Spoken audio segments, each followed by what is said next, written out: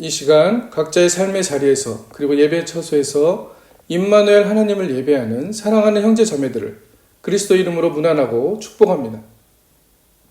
오늘은 성서 본문 마가복음 3장 20에서 35절의 말씀을 가지고 그리스도를 통한 진정한 인간관계라는 제목을 통하여서 성령의 지혜를 간구하며 오늘 주신 하나님의 말씀을 나눠보고자 합니다. 사람은 관계하는 존재입니다. 처음 창조되어질 때부터 사람은 하나님과 관계성 안에서 창조되었습니다. 그리고 주위를 들여다보니 내 주변에 있는 많은 자연과 관계하고 있었고 또 사람들과 관계하게 되었습니다.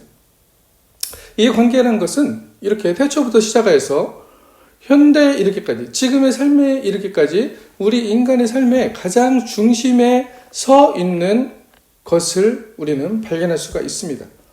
관계하는 존재로서 인간을, 아리스토텔레스 같은 사람은 인간은 정치적 동물이다 라고 말했고, 영국의 정치사상가 존 로크 같은 사람은 인간은 사회적 동물이다 라고 말했죠. 우리가 잘 알고 있는 문장들입니다. 인간은 사회적 동물이다. 당시 고대 그리스의 폴리스라는 말이 어떤 정치라는 말의 의미가 사회적이라는 의미를 더 많이 함축하고 있었기에 사실은 아리스토텔레스의 말이 이미 사회적 동물이다라는 말로 해석되어질 수 있다고 얘기하는 학자들이 참 많이 있습니다. 이것을 모두 한꺼번에 표현한다면 인간은 각자의 세계를 가지고 있고 그 세계 하나만으로, 나의 세계 하나만으로는 살아갈 수 없다는 것입니다. 내 안에 나의 세계가 있죠. 그런데 사실은 그것도 나의 세계도 내가 알 수 없을 만큼 많은 나의 세계를 가지고 있습니다. 그런데 우리는 나는 통일되어지고 일치되어진 하나라고 생각할 때가 많이 있죠.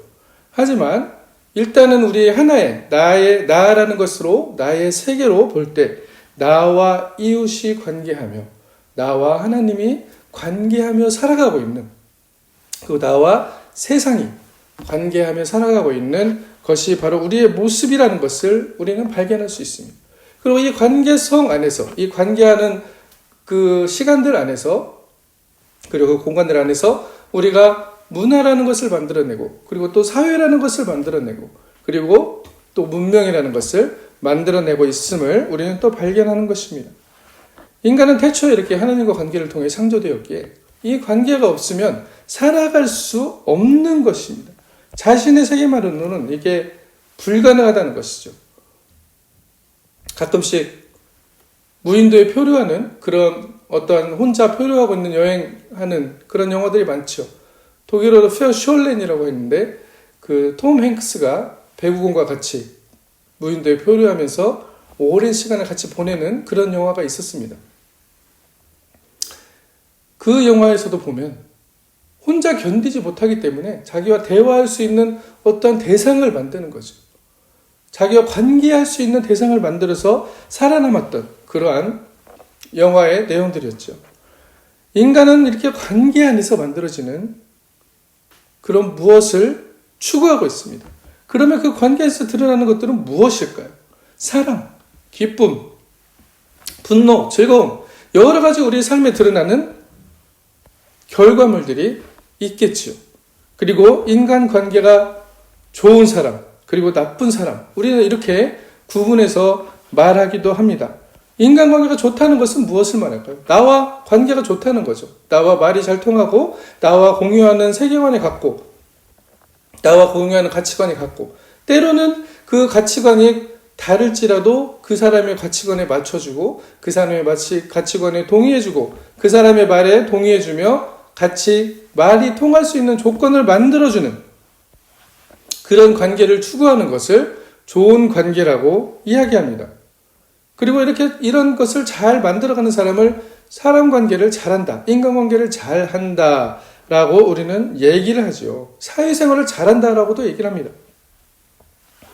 그런데 이것이 나쁘다는 얘기를 하는 것이 아니고 우리가 이 관계를 잘 돌아보면 이것을 우리는 친밀하다고 얘기합니다. 이렇게 나와 저 사람의 시간을 가지고 같이 말이 통하게 되고 또 서로 같이 가치를 공유하게 되고 또 세계관을 공유하게 되고 이런 것들을 통해서 어느 정도의 공감대가 형성이 될 때 우리는 친밀하다 내가 이 사람을 잘 안다 라고 얘기하게 되는 것이죠. 근데 이 친밀함에 어느 정도의 함정이 있다는 것을 우리는 발견해야 됩니다. 어떤 함정이 있을까요?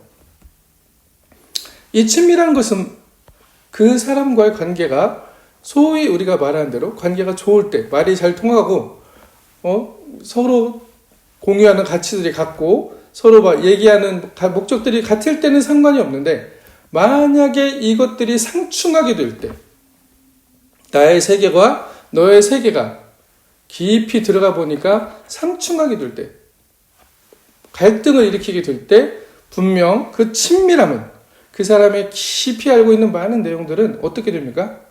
나에게 오히려 약점으로 작용하게 되는 것이죠. 그리고 저 사람은 또 어떤 이웃들은 그것을 나의 약점으로 공격하는 도구로까지 사용한다는 것을 알 수가 있습니다. 이처럼 친밀함이라는 것은 한계가 있습니다. 친밀함이라는 것은 우리가 생각하는 친밀함이라는 것은 이렇게 갈등 상황에서 결국 그 한계점을 드러낸다는 것을 알 수 있습니다. 갈등은 왜 생기는 겁니까? 갈등은 인간과 인간이 만나게 되면 당연히 생길 수밖에 없는 것입니다. 이 사람과 저 사람이 100% 맞다. 나와 저 사람은 닮았기 때문에 말이 잘 통하고 저 사람은 나의 말을 모두 이해하고 그럴 것이라고 생각하지만, 우리 안에 있는 세계, 내가 자라오고 내가 보고 인식하고 또 내가 어떤 것을 판단하는 그 세계들은 저마다 다양하고 독특하고 다르기 때문에 우리의 삶 가운데서 어떤 사람과의 관계에서 깊이 들어가 보면 상충하지 않을 때가 없지 않아요. 어느 정도 잘 맞아가다가도 어느 순간에 가서는 분명히 다른 세계가 드러난다는 것을 말하는 것입니다. 이게 나쁜 것일까요? 손가락의 지문이 다른 것처럼 이것은 하나님이 우리를 이렇게 모두 독특하고 특별하게 만들어놨다는 증거이기도 합니다.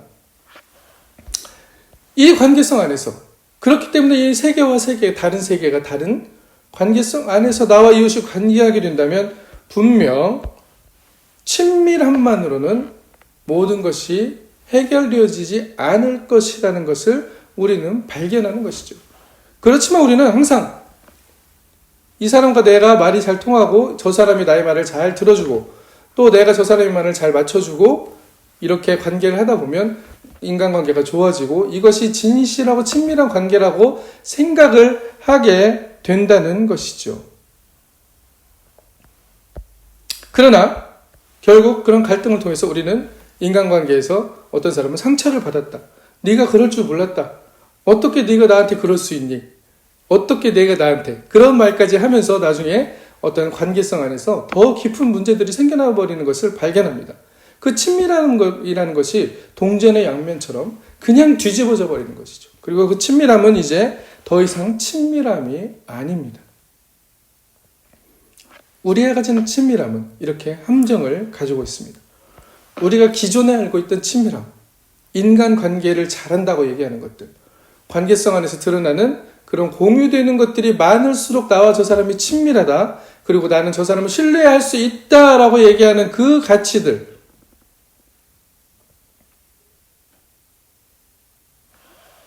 그 방식이 진정한 친밀함이 아니라고 오늘 성서에서 말하고 있습니다. 성서에서 말하는 진정한 인간관계는 무엇일까요? 예수님이 말씀하시는 그 예수의 삶 안에서 우리는 진정한 인간관계를 발견할 수가 있습니다. 이런 건강하고 지속한 인간관계, 그리스도를 통한 건강하고 지속한 인간관계를 말하는 저서 중에 그리스도를 본바다라는 토마스 아켄피스라는 분이 쓰신 제2의 성서라고 얘기하죠. 그분이 쓰신 그 글 가운데 보면 다른 사람의 일에 호기심을 가지고 간섭하고 또 다른 사람의 일에 도와주는 것 같지만 이러한 것들이 결국 세계의 상충함을 만들어낸다는 것이죠. 그렇기 때문에 이분은 어떻게 이야기합니까? 다른 사람의 일에 대한 호기심에 대하여 라는 부제를 가지고 있는 부분에서 어떻게 얘기하고 있냐면, 다른 사람의 일에 간섭하고 말하고 때론 다른 사람이 나의 일에 대해 말하고 판단하는 것에 대한 말씀을 제안하고 있는데, 어떻게 얘기하냐면 로마서 요한복음 21장 22절의 말씀을 들어서 얘기합니다. 내게 무슨 상관이냐? 너는 나를 따르라. 라는 말씀을 들고 이야기하는 것인데, 이것이 무엇이냐면 무엇을 말씀하시는 것일까요? 그리스도의 방식으로 인간관계를 맺으라는 것입니다. 자, 그러면 그리스도의 방식의 인간관계가 무엇이었는지 오늘 본문 말씀을 살피면서 들어가 보도록 하겠습니다.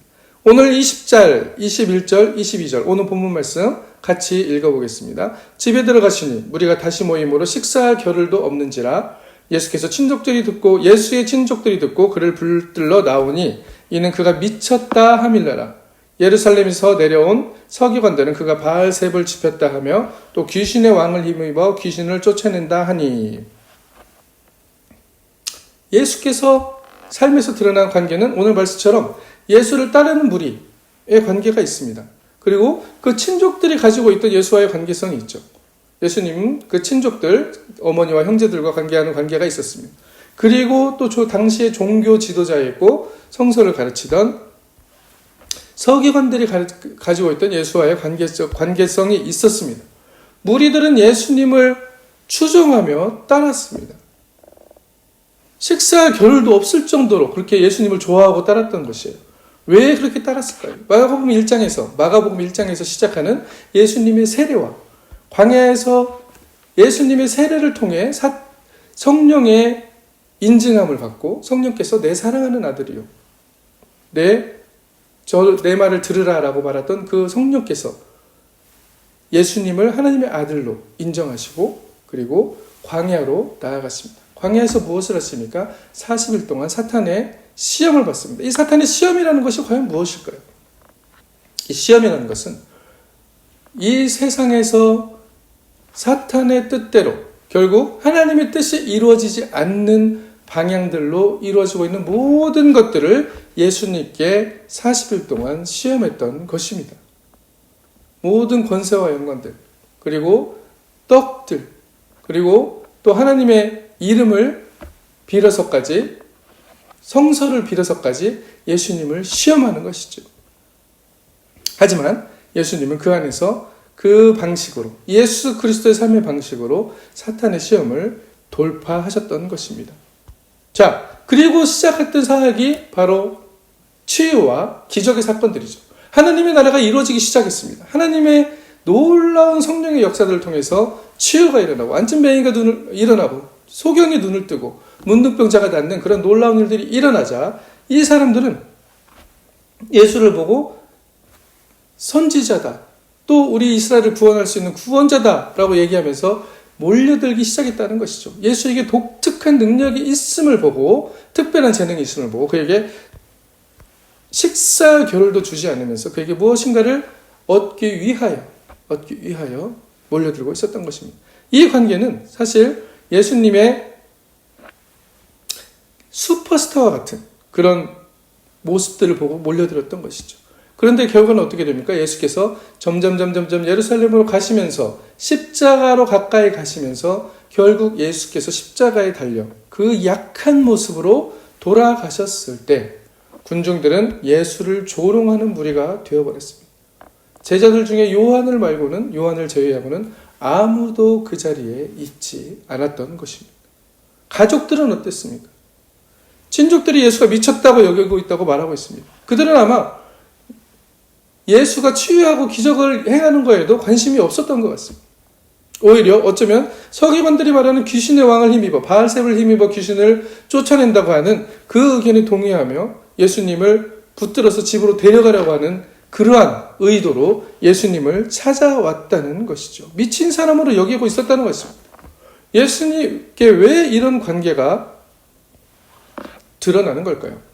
그들의 삶에서 마땅하다고 얘기하는 것들, 이미 오랫동안 전통이라는 것을 가져오면서 이것이 마땅해, 이렇게 살아야 마땅하다고 하는 것들을 예수님께서는 그렇게 행하시면서 동시에 행하지 않으시면서 행하셨습니다. 분명 전통과 규례를 지키셨어요.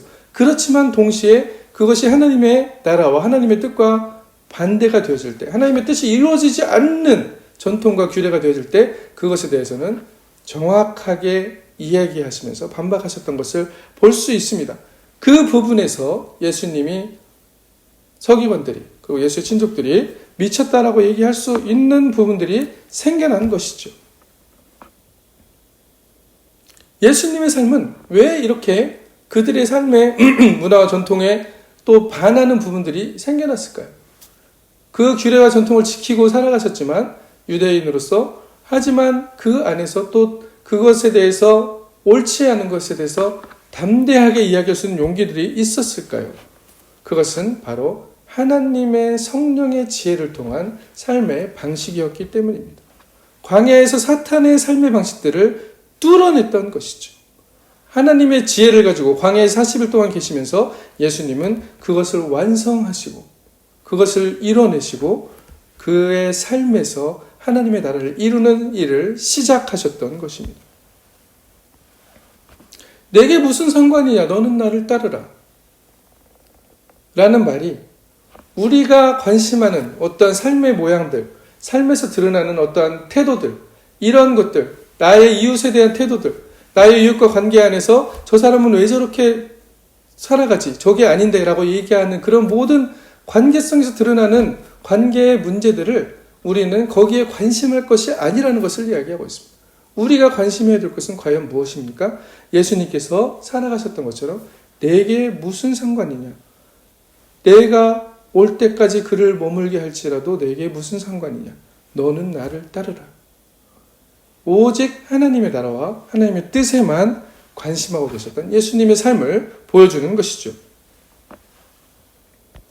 예수님이 보여주는 인간관계는 분명 하나님의 지혜로부터 오는 인간관계입니다. 그 안에 삶의 해답이 있습니다. 예수님 주변의 사람들은, 예수님과 관계하던 사람들은 그들의 편에서 볼 때 전혀 다른 기대와 목적을 가지고 예수님을 만났다는 것이죠. 그리고 심지어 예수님이 미쳤다고까지 이야기하는 상황에 처해 있었던 것입니다. 거기에 대해서 예수님은 이렇게 대답하십니다. 오늘 본문 23절에서 30절까지의 말씀을 보시겠습니다. 예수께서 그들을 불러다가 비유로 말씀하시되 사탄이 어찌 사탄을 쫓아낼 수 있느냐? 또 만일 나라가 스스로 분쟁하면 그 나라가 설 수 없고 만일 집이 스스로 분쟁하면 그 집이 설 수 없고 만일 사탄이 자기를 거슬려 일어나 분쟁하면 설 수 없고 망하느니라. 사람이 먼저 강한 자를 결박하지 않고는 그 강한 자의 집에 들어가 세간을 강탈하지 못하리니 결박한 후에야 그 집을 강탈하리라. 내가 진실로 너희에게 이르노니 사람의 모든 죄와 모든 모독하는 일은 사하심을 얻되 누구든지 성령을 모독하는 자는 영원히 사하심을 얻지 못하고 영원한 죄가 되느니라. 이는 그들이 말하기를 더러운 귀신이 들렸다 함이러라. 아멘. 하나님은 성령으로서 예수님의 함께 하셨습니다. 하나님의 아들이신 예수님은 성령의 지혜를 가지신 분이었습니다. 그리고 그 지혜를 가지고 사탄의 나라를 강탈하기 시작하셨던 것이죠. 그런데 그들은 그 모습을 보면서 예수님이 귀신 들렸다고 오히려 말하고 있습니다. 무슨 상황일까요? 이것은 단지 예수님이 사탄의 나라에 속함을 말하는 것이 아니라는 것이죠. 광야에서 사탄의 나라의 사건들을 돌파하고 하나님의 나라를 이루는 삶을 시작하셨음을 예수님은 말씀하고 있는 것입니다. 이 하나님의 나라를 이루어가는, 하나님의 뜻을 이루어가는 하나님의 지혜로부터 나오는 모든 결단과 행동들, 그것을 모독하는 것이 바로 성령을 모독하는 것이며 예수님께서는 이것은 사함으로서 얻지 못한다라고까지 경고하시는 것입니다. 우리가 말하는 일상의 가치와 판단이 사뭇 하나님의 일을 거스르는, 잘못하면 하나님의 일을 거스르는 섣부른 판단이 되어질 수 있음을 또한 우리를 돌아봐야 되게 하는 또한 하나님께서 깨닫게 하시는 말씀인 것이죠. 예수님의 인간관계는 이런 시각으로 볼 때 일상적이지 않습니다. 오히려 우리도 당시에 어쩌면 그 당시 예수님의 삶을 보고 예수님이 행하시는 것들을 봤다면 기적과 치유의 부분이 아닌 다른 부분을 봤다면 예수님을 배척하고 예수님은 나의 목적을 위해 오히려 나의 기대를 위해 추종하고 또 예수님이 그렇게 기대하고 추종했는데 약하고 힘없이 십자가에 죽어가는 모습을 보면서 우리도 그를 조롱했을지도 모릅니다. 우리가 말하는 소위 예수님은 우리가 말하는 인간관계를 썩 잘하시는 분은 아니었어요. 그 당시 사람들이 볼 때 군중과 가족, 서기관의 편에서는 다양한 정황과 목적으로 예수님을 따르고 판단했지만 예수님의 지표가 되는 인간관계는 무엇이었습니까? 사람의 판단이 아니었다는 것이죠. 저 사람 인간관계 잘해. 가 아니었다는 것이죠. 어떠한 상황에서도 어떠한 순간에서도 빛을 발하는 소금과 같은 것은 무엇이었을까요?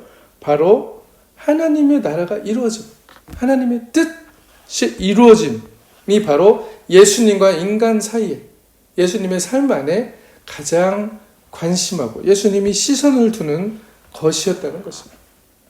예수님이 말하는 것은 인간의 친밀함으로 사람을 대하는 것을 말하는 것이 아닙니다.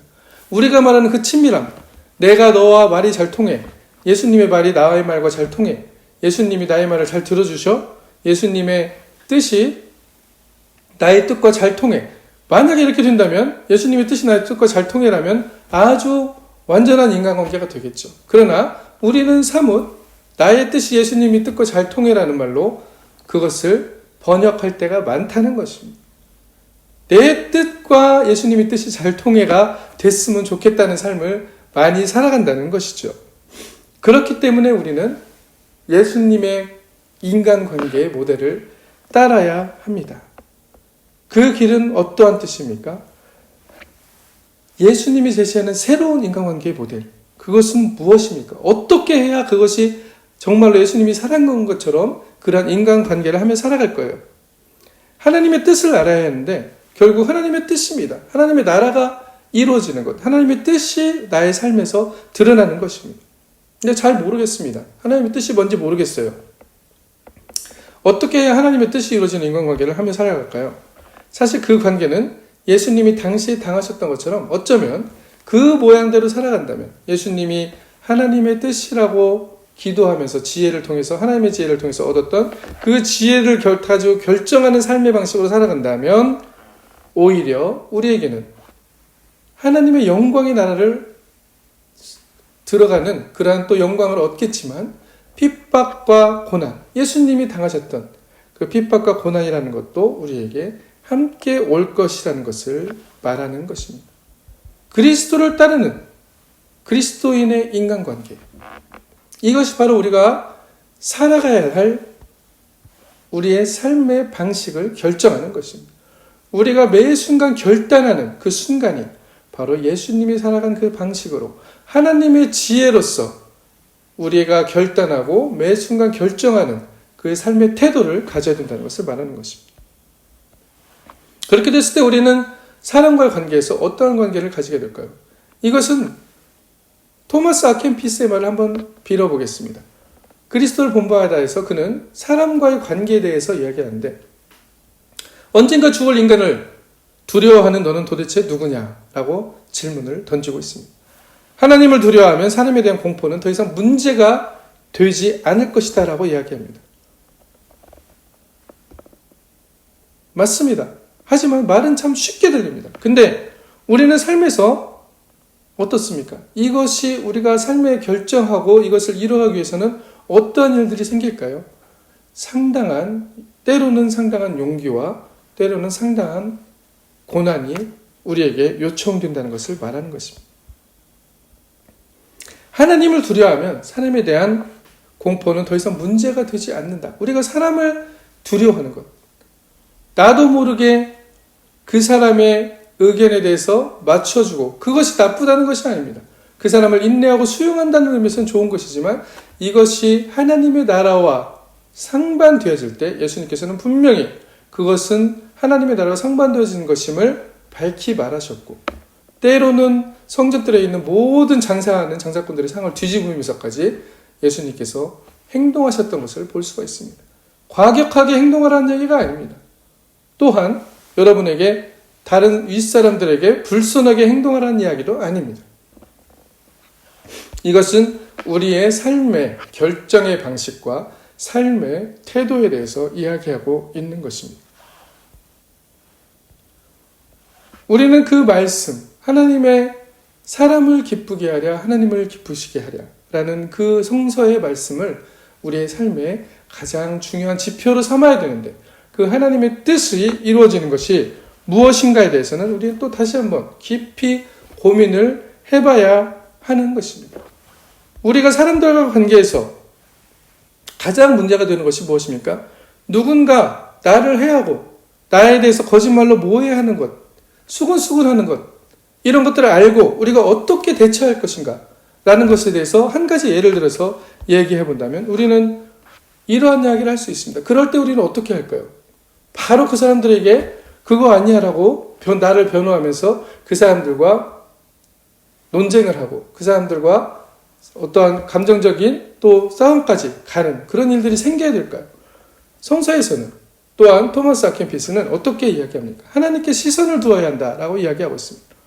너무 성급하게 변호하려고 하지 말고 오히려 부당하게 수치를 겪을지라도 그러한 부끄러움과 잘못으로부터 구원하고 모든 것을 알고 계시는 하나님께 마음을 두라라고 이야기하고 있습니다. 이것이 바로 예수님이 사탄의 시험을 통과한 방식이었습니다. 세상의 그 무엇도, 세상의 떡도, 돌이 떡이 돼서 먹어라. 세상의 모든 부귀와 권세와 영광을 너에게 줄 것이다. 나에게 절하면. 이야기했던 그런 사탄의 방식들을 예수님은 통과하면서 분명히 하나님께만 시선을 두었던 것이죠.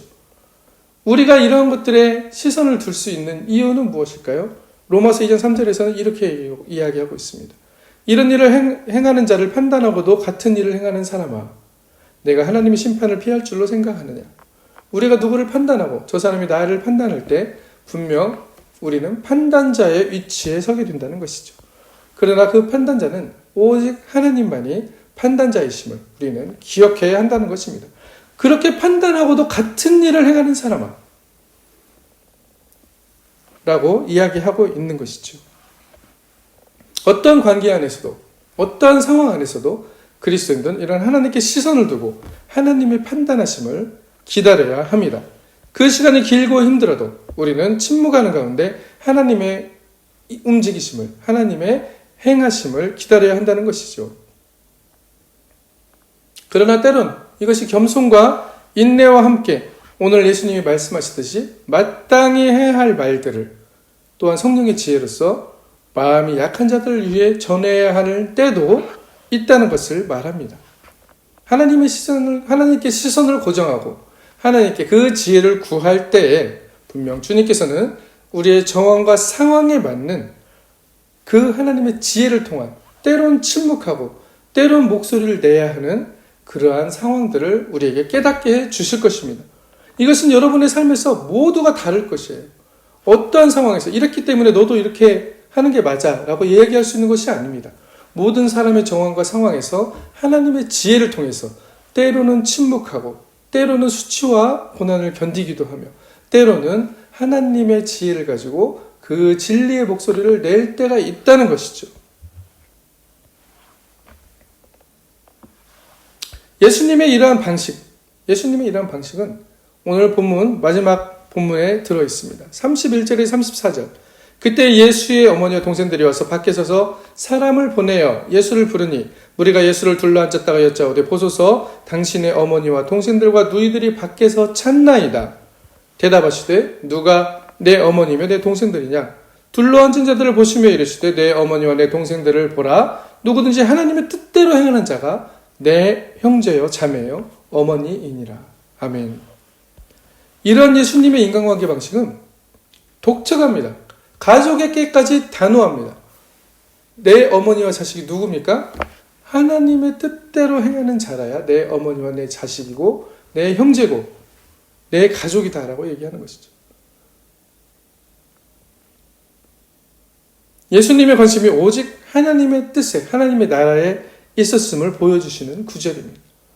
새로운 관계성에 대해서 이야기하고 계시는 것이죠. 나와 다른 사람, 나와 내 친구, 나와 내 어머니, 나와 내 가족의 그런 우리가 말하는 그 친밀함. 내가 저 사람 너무 많이 알아. 저 사람의 모든 비밀까지도 다 알고 있어. 그렇기 때문에 우리는 친밀이라고 얘기하는 그 친밀함을 이야기하는 것이 아니라는 것이죠. 진정한 인간관계의 방식은 예수 그리스도의 방식을 따를 때만이 우리는 건강하고 지속적인 삶에서의 인간관계를 이뤄갈 수가 있습니다. 보네퍼는 그것을 나와 이웃 사이에 예수께서 중간에 우리를 중재하실 수 있도록 그 자리를 내어드리는 것을 말합니다.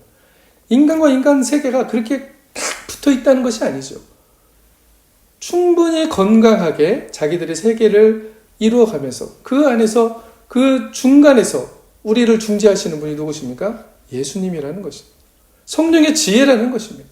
하나님의 나라를 이뤄가는 그 관계성은 이러한 관계 안에서만 일어날 수 있다라고 이야기하는 것입니다. 우리가 말하는 그 친밀함, 우리가 말하는 인간관계를 잘함, 내가 저 사람의 모든 것을 알고 저 사람과 말이 잘 통하고 저 사람과 세계관을 공유하고 있고 이런 것을 통해서 하나님의 나라가 이루어지지 않는다는 것을 예수님은 분명히 말하고 있습니다. 이러한 인간관계의 친밀함은 무엇입니까? 앞에서 말씀드린 대로 동전의 양면입니다. 관계가 안 좋아지면 어느 순간 나의 세계와 너의 세계에서 이익이 상충하면 그대로 그 친밀함은 약점과 공격의 도구로 사용되어지기 때문입니다. 여러분도 많이 경험하시잖아요. 인간관계라는 것이 그렇습니다. 그러면서 네가 이럴 줄 몰랐다. 네가 나에게 어떻게, 내가 너에게 어떻게 했는데 이런 말들이 나온다는 것이죠. 그것을 방지하기 위해서 예수님께서는 새로운 인간관계 모델을 보여주시는데 어떠한 것을 보여주십니까? 예수 그리스도의 인간관계의 방식, 즉 누가 내 형제요 가족이요 어머니냐, 하나님의 뜻대로 행하는 자라야. 하나님의 뜻대로 행한다는 것은 바로 나의 세계와 너의 세계 사이에 예수 그리스도께서 좌정하고 계신 것입니다. 성령의 지혜가 너와 나의 사이에 중요한 다리 역할을 하고 있다는 것을 말하는 것이죠. 이 방향성을 가지고 인간관계를 해야 됨을 매 순간순간에 그렇게 하나님의 나라와 뜻을 구하며 우리가 전부 알지는 못하지만 그것을 구하며 그 방향으로 가려고 노력하며 기도하며 또한 하나님의 지혜를 통해서만이 이루어질 수 있는 하나님의 나라를 우리가 구하여야 한다는 것입니다. 뜻이 하늘에서 이루어진 것이 땅에서도 이루어지이다. 우리의 삶의 결단들이 거기에 기반을 해야 된다는 것을 말하는 것입니다. 그리고 그렇게 하기 위해서는 인간의 친밀함이 아닌 나와 나의 이웃 사이에, 나와 세계 사이에 하나님의 영이 예수 그리스도가 중간에 있을 수 있는 자리를 내어줘야 한다. 그것을 우리는 건강한 거리감이라고도 얘기할 수 있겠죠. 말하고 있는 것입니다. 이렇게 할 때만이 우리 삶은 진정으로 예수님이 살아가신 인간관계를 하게 될 것입니다. 이것이 사실 성서에서 이야기하는 인간관계를 잘하는 사람입니다. 예수님이 가장 멋진 인간관계를 하시면서 살았던 것이죠. 그렇게 우리도 그리스도인으로서 그리스도인의 인간관계를 하며 살아가야 합니다. 그리스도의 인간관계를 따라 살아가야 합니다. 그리스도의 인간관계를 그대로 살아갈 수 있도록 성령의 지혜를 간구하며 살아가야 합니다. 때로는 사회적으로 볼 때, 우리의 전통적인 문화적으로 볼 때 그 방식이 저 사람 왜 저래? 라고 할 수도 있는 상황이 될 수도 있다는 것을 우리는 감안해야 합니다. 예수님이 미쳤다는 얘기까지 들었어요. 비난의 대상이 될 수도 있습니다. 그러나 그리스도인은 사람을 두려워하는 자들이 아닙니다. 하나님을 두려워하고 우리의 진정한 고향이시고 창조주이신 하나님을 향해 가기 때문에 그곳에 마음을 두고 이 땅에서 인간관계 안에서 하나님의 뜻이 이루어지기를 매 순간 결정하는 것입니다. 매 순간. 한 번 결정하는 것이 아니에요. 나의 삶과 관계에서 드러나는 내 친구와 또 내 어머니와 내 형제와 또 내 학교에서 또 내가 자연과의 관계에서 모든 것이 하나님의 나라가 이루어질 수 있는 관계를 드러내려고 하는 것, 그리고 그 지혜를 간구하며 살아가는 것, 그것이 바로 진정한 인간관계의 방식입니다. 그리스도가 살아간 인간관계의 방식입니다. 어떻게 이렇게 할 수 있습니까? 이거 불가능하지 않아요? 우리가 어떻게 하나님의 나라를 이루어가며 살아갈 수 있는, 우리는 그 정도의 존재가 아니지 않습니까? 맞습니다. 그러나 우리에게 하나님의 지혜가 임할 때, 하나님의 성령이 임할 때, 하나님의 성령이 함께 하심이 드러날 때 우리는 내 능력으로 하는 것이 아니고 하나님의 능력으로 그렇게 되어진다는 것을 경험하게 된다는 것이죠. 마태복음 19장 26절에서 이렇게 예수님은 말씀하십니다. 낙타가 바늘귀로 들어가는 것이 부자가 천국에 가는 것보다 쉬우니라라고 얘기하시면서 제자들이 그러면 누가 가겠습니까? 라고 얘기하니까 예수께서 마태복음 19장 26절에 그들을 보시며 이르시되 사람으로는 할 수 없으나 하나님으로서는 다 하실 수 있느니라 라고 말씀하십니다. 나의 이성과 나의 지혜를 가지고 사람의 관계를 하려고 하지 마십시오. 그 방식을 시도하는 것은 우리가 잘 알고 있는 이 세상에서 마땅히 그렇게 해야 성공할 수 있어. 마땅히 그렇게 해야 네 인간관계가 좋아져. 마땅히 그렇게 해야 너는 인간관계를 잘하는 사람, 사회생활을 잘하는 사람이라고 얘기해 라고 하는 것들입니다. 그것이 다 틀린 것이 아니죠. 분명히 그 안에는 중요하고 유익한 것들이 많이 있습니다. 그러나 우리가 분별해야 될 것은 무엇입니까? 그 안에서 내가 사람을 두려워함으로 그 사람의 의견을 받아들이고 그 사람의 의견대로 살아가는 것, 사람의 의견에 복종하게 되는 것, 심지어 사람의 의견에 노예가 되어 살아가는 것, 그것은 하나님을 두려워하지 않는 우리의 결단이라는 것을 오늘 본문에서는 분명히 말씀해주고 있습니다. 누가 내 형제여 내 어머니냐?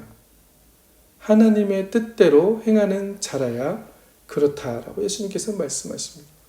우리의 삶에서 이제 이런 하나님의 나라가 이루어지기를 간구하시며 사시기 바랍니다. 하나님의 지혜를 간구하시며 사시길 바랍니다. 내 인간관계 힘들고 그 갈등 상황이 생겨날 때 그 친밀함들이 모조리 사라져버리는 그러한 공허함들을 느끼고 그러한 슬픔들을 느끼는 그러한 인간의 친밀함을 의지하지 마세요. 그것이 바로 하나님의 나라를 이루어가는 방식이 아니라는 것을 오늘 본문 말씀은 분명히 이야기하고 있습니다. 인간과 인간의 세계는 같아 보이지만 다릅니다. 깊이 들어갈수록 더 다름이 드러납니다. 이것이 하나님의 독특하신 창조의 방식이에요. 그렇지만 이것이 결국 이익과 이익이 상충하게 될 때 갈등이 나타나지만 이 갈등을 없애줄 수 있는 것, 이 갈등이 나타나지 않게 할 수 있는 것은 바로 나의 세계와 이웃의 세계 사이에 그리스도가 좌정하고 계신 것입니다. 하나님의 성령이 나의 세계와 너의 세계에서 하나님의 나라가 이루어지기를 원하는 그 지혜의 결정과 지혜의 태도가 들어간다는 것이죠.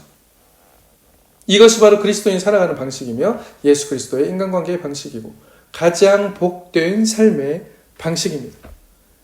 이렇게 예수 그리스도의 인간관계의 방식을 따라 하나님의 나라가 드러나는 삶을 선택함으로, 결정함으로, 결단함으로, 살아감으로 인하여 진정한 영육간의 복, 아브라함과 이삭과 야곱이 받았던 그 영육간의 복을 받아들이는, 그래서 범사가 잘 되고 강건하게 되는 그런 놀라운 하나님이 함께 하신 체험을 이뤄가시는 우리가 되어지기를 그리스도 이름으로 축원합니다.